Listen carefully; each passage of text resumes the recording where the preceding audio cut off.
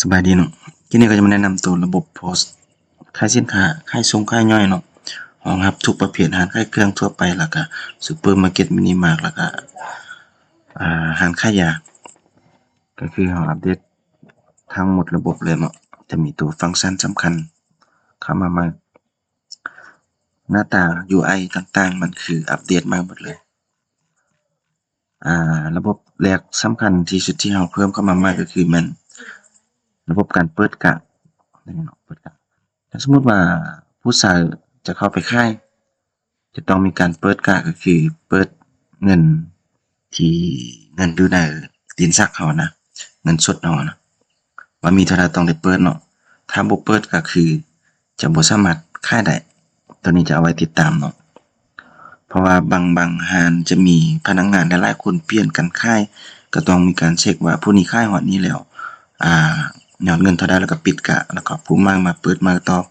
ยอดเงินเท่าใดต่อกันไปแบบนี้เนาะแล้วระบบนี้เราสามารถปรับได้อยู่ตั้งค่าระบบเนาะก็คือถ้าสมมุติบางร้านบ่ต้องการใช้ระบบเปิดกะปิดกะเนาะเราก็สามารถปิดได้เลยบันทึกเนาะบางร้านอาจจะค่ายผู้เดียวเนาะเนี่ยทีนี้เราก็สามารถเข้าหน้าค่ายหน้าโพสต์ได้เลยโดยที่บ่ต้องเปิดกะปิดกะเนาะสามารถค่ายได้เนาะตัวนี้นี่เราจะทดสอบเปิดกะไว้เนาะโอเคเวลาจะไปค่ายหน้าโพสต์มันจะเปิดสมมุติว่าเรามีเงินอยู่เงินสดในลิ้นชักเนาะมีอยู่ประมาณ15,500บาทอย่างเนาะอันนี้ระบบเอาตั้งเป็นเงินบาทเนาะถ้าว่าลูกค้าต้องการตั้งเป็นเงินอื่นก็สามารถเปลี่ยนอยู่ตั้งค่าได้เลยเนาะโอเคบัดนี้เอาเปิดกะเรียบร้อยแล้วสามารถเข้าไปหน้าโพสต์หน้าค่ายได้เลยบัดนี้เนาะค่ายก็สามารถยิงค่าย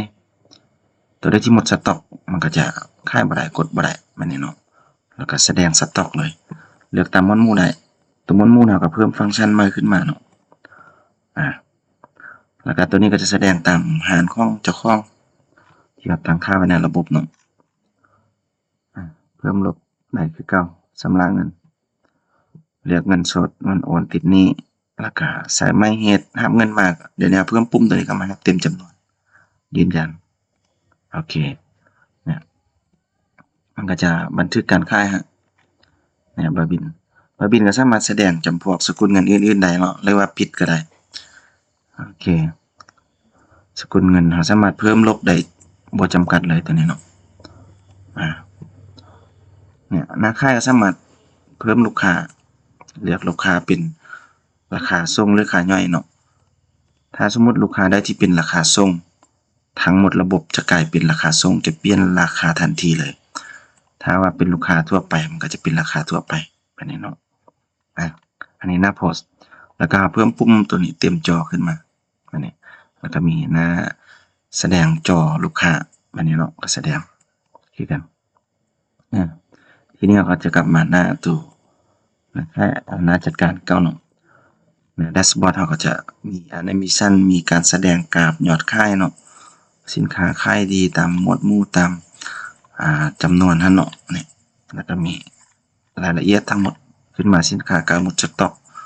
มีการเปิดกะให้บอกกำลังเปิดกะอยู่ตอนนี้เนาะสามารถปิดกะได้ปิดกะก็คือจะสรุปเงินเกี่ยวค่ายเนาะแล้วก็จัดการสินค้าก็คืออันนี้เลยเราสามารถเลือกหมวดหมู่ได้แล้วเนาะตอนนี้เนาะก็คือเนี่ยตอนนี้ก็เราก็เพิ่มมาตัวระบบก็จะเลือกหมวดหมู่บ่ได้สามารถเลือกหมวดหมู่ได้เลยราคาก็จะมีราคาค่ายย่อยราคาหน่วยใหญ่เนาะหน่วยน้อยก็คือสมมุติว่าเรามีสินค้าตัวหนึ่งครับอาจจะเป็นยาเนาะอาจจะมีขายแบบเป็นกับแล้วก็เป็นแตะอันนี้เป็นกับถ้าอันนี้เป็นเป็นเป็นแตะแล้วตัวนี้เป็นกับใหญ่ราคาส่งเท่าใดราคาน้อยเท่าใดเนาะแล้วก็จะมีการปรับให้ว่าในกับนึงให้มันมีจากอันน้อยๆมันนะสมมุติว่ากับ1แพ็คนึงเนี่ยมันมี10อันแสดงว่าเราขายเป็นน้อยๆย่อยก็ได้ขายได้10เทื่อแต่ถ้ามาขายแบบเป็นแพ็คปุ๊บเราจะขายได้แต่เทื่อเดียวก็คือขายเป็นแพ็คอันนี้จะเหมาะกับร้านที่มีแบบขายเครื่องแบบมีเป็นยาหรือว่าเป็นสินค้าที่มีขายเป็นกล่องแล้วก็เป็นอันตัวย่อยโดยบ่อยากเพิ่มหลายๆเทื่อเนาะอันนี้โอเคสินค้าประมาณนี้เนาะแสดงสต็อกแล้วก็ การหมวดหมู่เนี่ยการหมวดหมู่ก็สามารถเพิ่มแก้ไขได้บันทึกได้เนาะแล้วก็พิมพ์บาร์โค้ดก็คือเก่าเนาะเลือกรายการแล้วก็จะแสดงตัวแด่ๆเนาะสามารถเลือกได้เลยปรับขนาดใส่จำนวนแล้วก็กดพิมพ์ง่ายๆเนาะแล้วก็จากการสต็อกสามารถเพิ่มลบสต็อกสินค้าได้ตอนนี้เราที่จริงสินค้าเราสามารถไปจัดซื้อแล้วมันก็จะเข้าสต็อกอัตโนมัติแต่ว่าจัดการสต็อกตัวนี้เอาไว้สำหรับเวลาจะมาปรับปรุงสต็อกเองบางทีสินค้ามีการเปเสียหายค่ายบ่ได้เราก็จะมาปรับลดเพิ่มสต็อกอยู่นี่เนาะเลือกเข้ามาแล้วก็สต็อกปัจจุบันเท่าใดจะเพิ่มหรือลดก็ใส่นี่แล้วก็บันทึกก็จะมีประวัติการเพิ่มขึ้นมาแบบนี้เนาะตัวนี้ซ่อมแปลงสำหรับร้านใดที่มีการบริการพวกซ่อมแปลงในต่างๆก็ใส่ฟังก์ชันนี้ได้เนาะจัดการลูกค้าก็สามารถเข้ามาเบิ่งยอดการขายให้ลูกค้าผู้นี้เท่าใดเนาะจากบิลเนี่ยแก้ไขได้เพิ่มลดแก้ไขได้จากการผู้สนองสินค้าก็คือเราสามารถเบิ่งยอดว่าเราซื้อนำสินค้านำผู้นี้มาขายจากบิลแล้วรวมเงินเท่าใดแล้วการจัดซื้อก็สามารถสร้างใบจัดซื้อแต่ละใบจัดซื้อก็สามารถเบิ่งเป็นใบจัดซื้อสินค้าเข้าสต็อกเนาะสามารถเลือกผู้สนองเลือกรายการสินค้าเนาะรายการสินค้าเราก็สามารถสแกนบาร์โค้ดเข้ามาโหลดหรือว่าพิมพ์เอาแล้วก็เลือกหลายๆอันพร้อมกันได้แล้วก็ใส่จำนวนจะเป็นหน่วยหรือเป็นอันก็เลือกค่าต้นทุนแล้วก็บันทึกเนาะถ้าเป็นสินค้าแบบประเภทยาหรือว่าที่มีวันหมดอายุก็สามารถเพิ่มได้วันหมดอายุเข้ามาจัดการรายจ่ายอันนี้เป็นรายจ่ายทั่วไปสามารถเพิ่มได้เนาะรายจ่ายมีหยังแบบนี้ยังเบิ่งรายละเอียดพิมพ์เบอร์รายจ่ายได้เป็นรายจ่ายออกตลาดรายจ่ายบริหารอยู่ในห้องการอยู่ห้างเนาะค่าน้ำค่าไฟหยังก็ว่าไปค่าพนักงานเนาะรายงานการขายตัวนี้ก็จะเป็นพวกเบอร์บิลการขายเนาะเบอร์บิลเฉพาะการขายสามารถเลือกวันที่ได้วันที่ได้เลือกบิลได้สามารถพิมพ์บิลคืนได้เนาะราคาสามารถพิมพ์เป็นแบบ A4 ได้จะมีแบบขนาด80แล้วก็ A4 แล้วก็พิมพ์เบอร์ติดหน้ากล้องได้เบอร์ติดหน้ากล้องก็จะแบบนี้เนาะเพื่อว่าไปส่งสินค้าลูกค้าสามารถพิมพ์ได้เลยโอเคลูกค้าค้างชำระอันนี้กรณีลูกค้าติดหนี้เนาะก็จะขึ้นมานี่รายงานกำไรขาดทุนสามารถกำหนดวันที่เองหรือว่าวันนี้เดือนนี้อาทิตย์นี้ปีนี้สามารถเลือกได้เลยเนาะก็จะมีกราฟแสดงให้เบิ่งรายจ่ายสีนี้เนาะนะครับเนาะกำไรก็สิแสดงแบบนี้ให้เฮาเบิ่งโอเคเนาะสามารถกำหนดได้เลยเบิ่งง่ายๆตัวนี้แล้วก็รายงานการขายสินค้าตัวนี้จะเป็นรายงานการขายสินค้าพวกขายดีหรือว่ายอดตามจำนวนแต่ละจำนวนจะแสดงขึ้นมาว่าสินค้าตัวนี้ขายได้เท่าใดสามารถกันตองเวลาได้เนาะมันก็จะแสดงยอดรวมให้ได้เฮาเฮ็ดการตลาดได้ง่ายแล้วก็รายงานสต็อกตัวนี้จะเป็นสต็อกสินค้าทั้งหมดเหลือจากรายการก็รวมเป็นเงินเท่าใดแต่ละรายการเหลือจากอันสามารถเช็คได้เนาะแล้วมันก็จะรวมกันออกมาทั้งหมดเป็นมูลค่าเนาะอันนี้เนาะแล้วก็รายงานสินค้าการหมดอายุถ้าตัวใดที่มีการเปิดบันทึกวันหมดอายุใส่มันก็จะมารายงานนี้ถ้ามันหมดจะหมดอายุเนาะแสดงค่าว่าจากวัน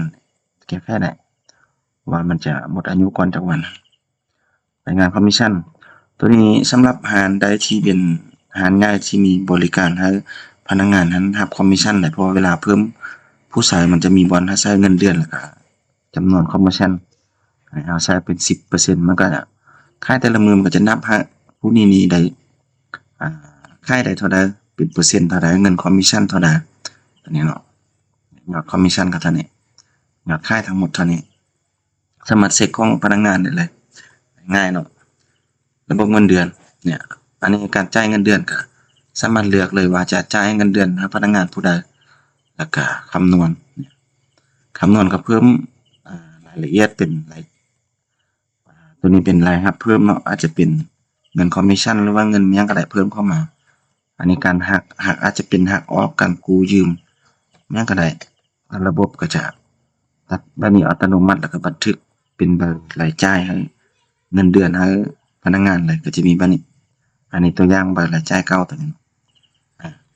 เป็นบ่ได้จ่ายเงินเดือนก็จะมีการหักรายรับเสริมการหักอันนี้ก็บวกกันเป็นเงินเดือนสุทธิเนาะประมาณนั้นแล้วก็ยอดขายตามกะก็คือเรามีการเปิดกะบ่ก็จะบอกว่าผู้ใดเป็นผู้เปิดกะขายใดเท่าใดเปิดกะตั้งแต่วันที่ตอนจักโมงหาจักโมงแล้วก็ยอดเงินเริ่มต้นที่อยู่ในลิ้นชักของเท่าใดแล้วก็ยอดปิดมันเท่าใดเห็นบ่แล้วมันก็จะบอกว่าความแตกต่างว่าเงินตรงหรือบ่ตรงนี่นะนี่แหละก็บอกสถานะว่าปิดแล้วหรือว่าเปิดอยู่ตัวนี้กำลังเปิดอยู่แล้วก็สามารถเบิ่งรายละเอียดการเปิดการปิดกะได้เห็นไหมเจ้าของหันสามารถเช็คง่ายๆเนาะบ่มีการตัวกันในการขายแล้วก็สามารถพิมพ์ได้พิมพ์เบอร์สรุปปิดกะเปิดกะได้เนาะ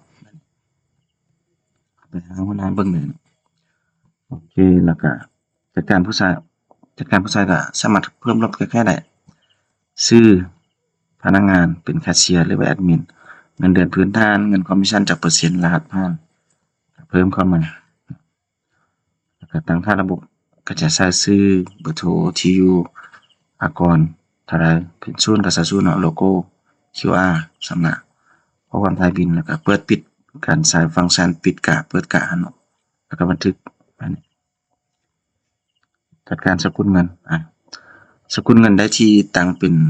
สกุลเงินหลักแล้วจะแก้ไขได้แต่ลบบ่ได้ตัวใดที่อย่างเป็นสกุลทั่วไปสามารถแก้ไขลบได้สาแต่แลกเปลี่ยนสัญลักษณ์สามารถลบได้สกุลเงินลบเพิ่มแก้ไขได้บ่จำกัดเนาะถ้าจะตั้งเป็นหลักก็กดปึ๊บตัวอย่างเขาจะเอาตัวนี้เงินกีบเนาะเนี่ยเนาะตั้งเป็นสกุลเงินหลักปึ๊บโอเคสำเร็จทีนี้ไปเบิ่งหมดระบบทางระบบทุกอย่างจะเป็นเงินกีบหมดทางหน้าค่ายเห็นบ่จะเป็นเงินกีบทางรายงานทุกสิ่งทุกอย่างจะเป็นเงินกีบหมดเลยสินค้าอย่างต่างๆเนาะจะเป็นเงินกีบมันเนาะโอเคอันนี้สกุลเงินเราจะตั้งเป็นเงินบาทไว้เนาะใส่เป็นสกุลเงินหลักเป็นเงินบาทไว้อันนี้ก็จะเป็นฟังก์ชันลบข้อมูลเมื่อมีการทดสอบแล้วจากลบข้อมูลรายการได้ติ๊กนะแล้วก็ใส่รหัสของแอดมินยืนยันลบล้างข้อมูลแล้วก็แพ็กเกจตัวนี้เนาะสำหรับผู้ที่ใช้เป็นออนไลน์ระบบเราจะมีทั้งออนไลน์แล้วก็ออฟไลน์นะมันใช้ตลอดไปจะบ่มีการนับวันหมดอายุแบบนี้ก็คือจะมีแพ็กเกจแสดงขึ้นมาอาจจะมีแพ็กเกจอันนี้จะเป็นแพ็กเกจตัวอย่างเนาะแพ็กเกจแท้ก็